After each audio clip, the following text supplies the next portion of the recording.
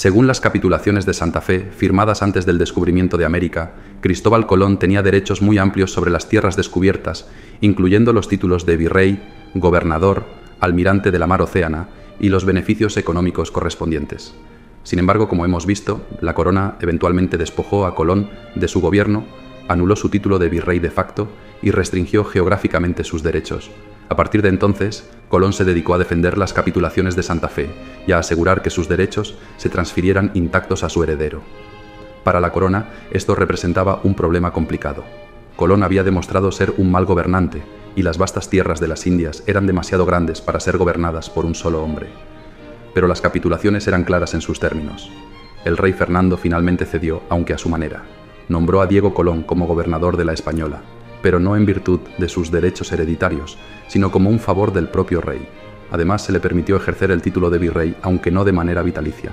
Diego aceptó el nombramiento y se dirigió a las Indias, pero no renunció a seguir luchando por lo que consideraba su legítimo derecho. Así comenzaron los llamados pleitos colombinos, que se prolongarían durante años. Diego Colón llegó a la Española en 1509, acompañado por su esposa, sus tíos Bartolomé y Diego y su hermano Hernando. En la isla fue recibido por Nicolás de Obando, el verdadero fundador de la colonia, quien poco después regresó a España.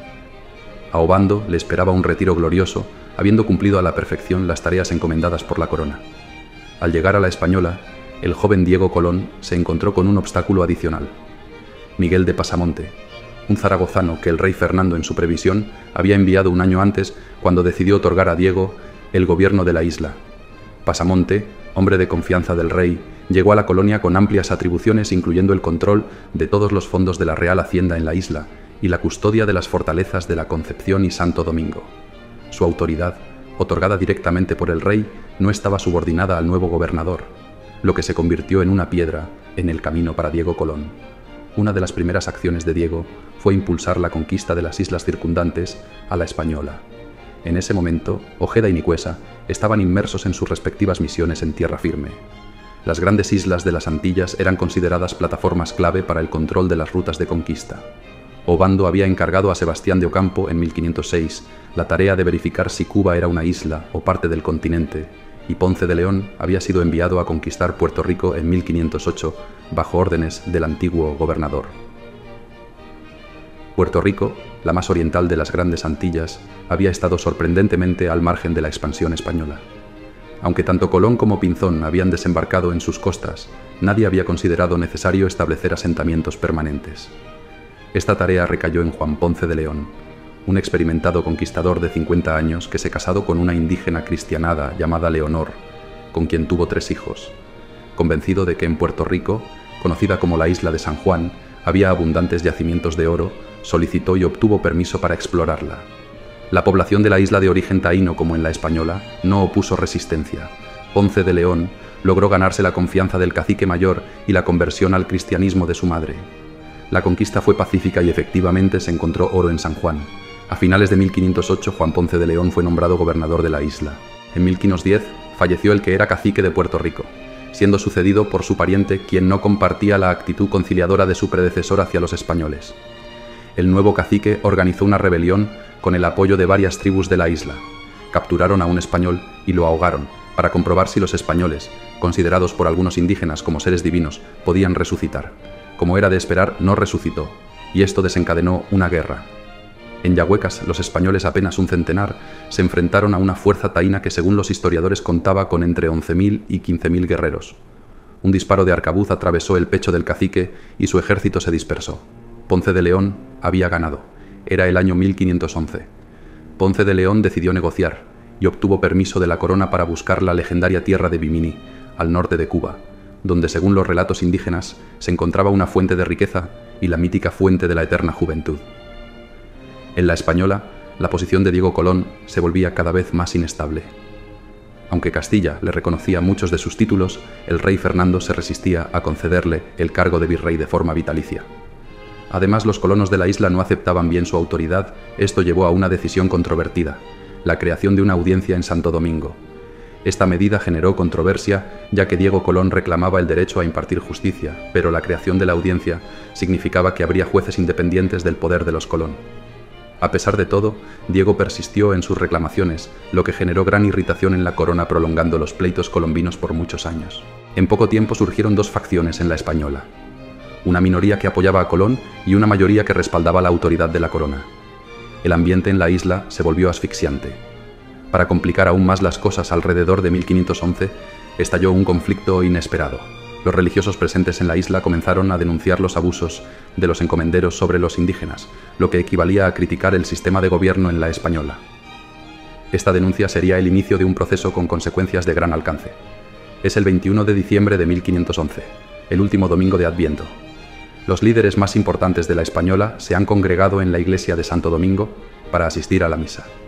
De repente, Fray Antonio Montesino, un dominico, sube al púlpito y, ante la sorpresa de todos, les lanza una acusación. Todos estáis en pecado mortal.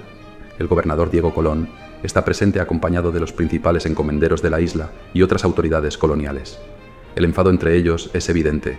Nadie les había hablado de esa manera antes.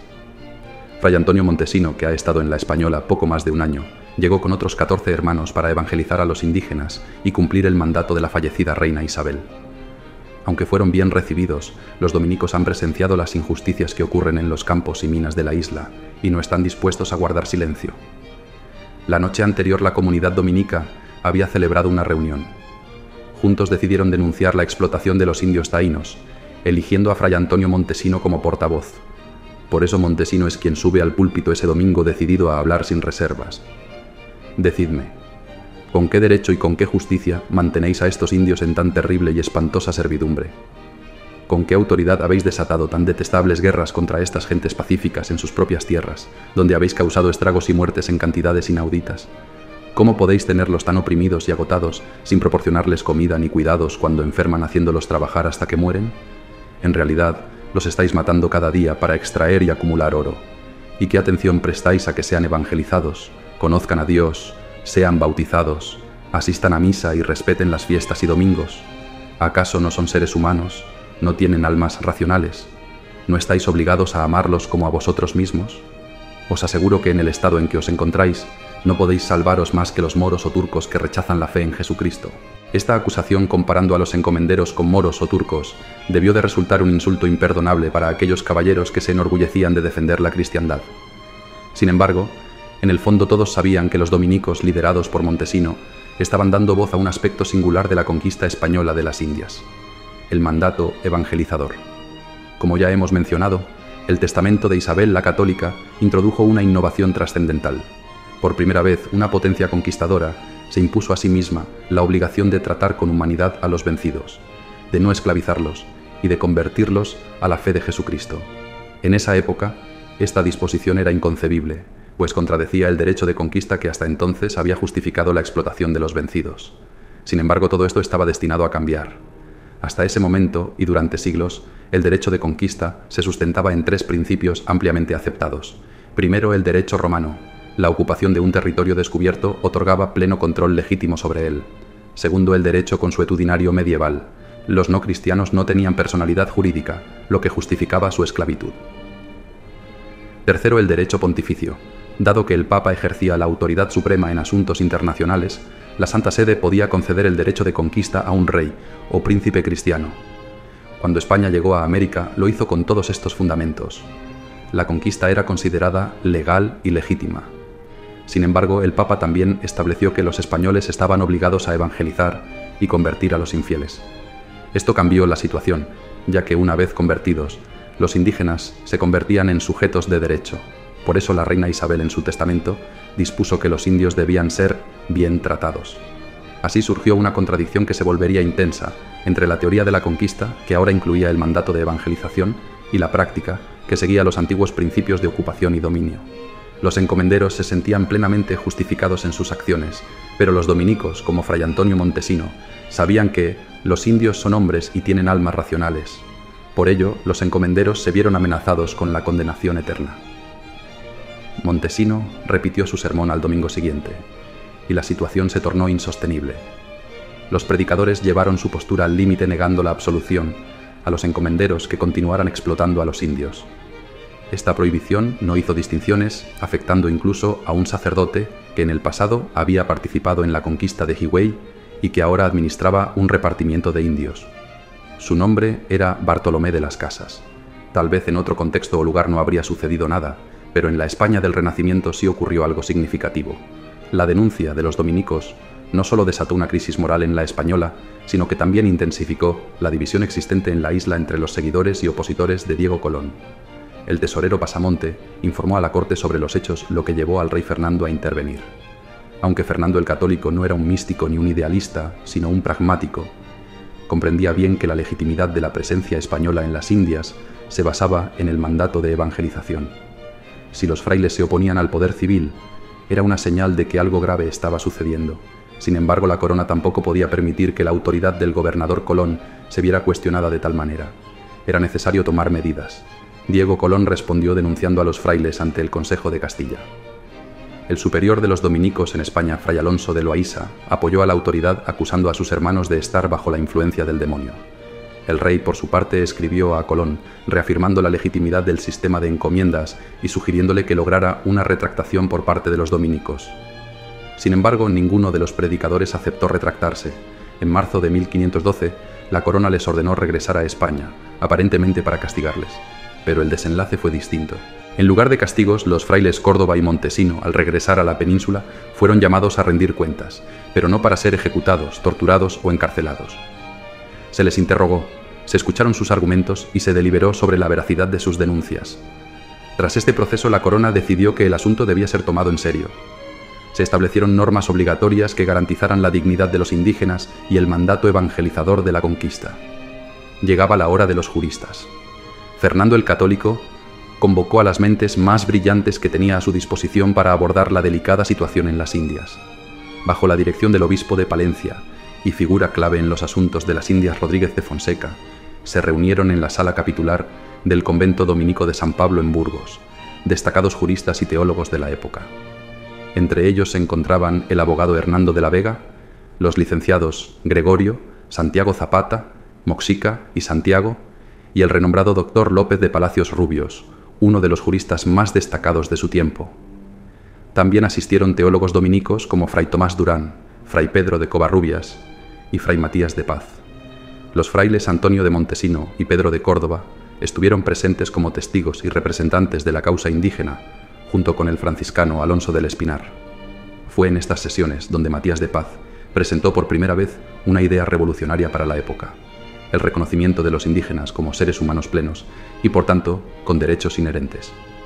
Aunque hoy en día pueda parecer una obviedad, en 1512 esta idea solo estaba siendo concebida por algunas mentes españolas. De estas discusiones surgieron las leyes de Burgos, promulgadas el 27 de diciembre de ese año, las cuales marcarían un hito en la acción colonizadora en América. Estas ordenanzas reales para el buen regimiento y tratamiento de los indios introdujeron disposiciones innovadoras. Las leyes de Burgos establecían que los indígenas eran personas libres y debían ser tratados como tales. Además, debían ser instruidos en la fe cristiana según lo estipulado por las bulas papales. Los indígenas tenían la obligación de trabajar, pero este trabajo debía ser compatible con su educación religiosa y debía beneficiarles personalmente, incluyendo la percepción de un salario justo. Las leyes también establecían que las condiciones de trabajo debían ser adecuadas a su constitución física, con horarios que incluyeran tiempo para el descanso y el esparcimiento. Los indígenas debían tener sus propias casas y tierras y se les debía permitir tiempo para su cuidado y mantenimiento. Además, las leyes prohibían la esclavitud y la segregación. La aplicación de estas leyes fue un desafío considerable, dado que su implementación era inconcebible para la mentalidad predominante de la época. Los dominicos, sin embargo, continuaron exigiendo su cumplimiento. Al año siguiente, las leyes de Valladolid ampliaron estas protecciones, incluyendo disposiciones específicas para mujeres y niños. Este cuerpo legislativo fue el precursor de la teoría jurídica de los derechos humanos, especialmente con la posterior contribución de Francisco de Vitoria. Así, la conquista adquirió una nueva dimensión: la espiritual e intelectual, un proceso que comenzó con la valiente denuncia de los frailes de la Española y su sermón de Adviento.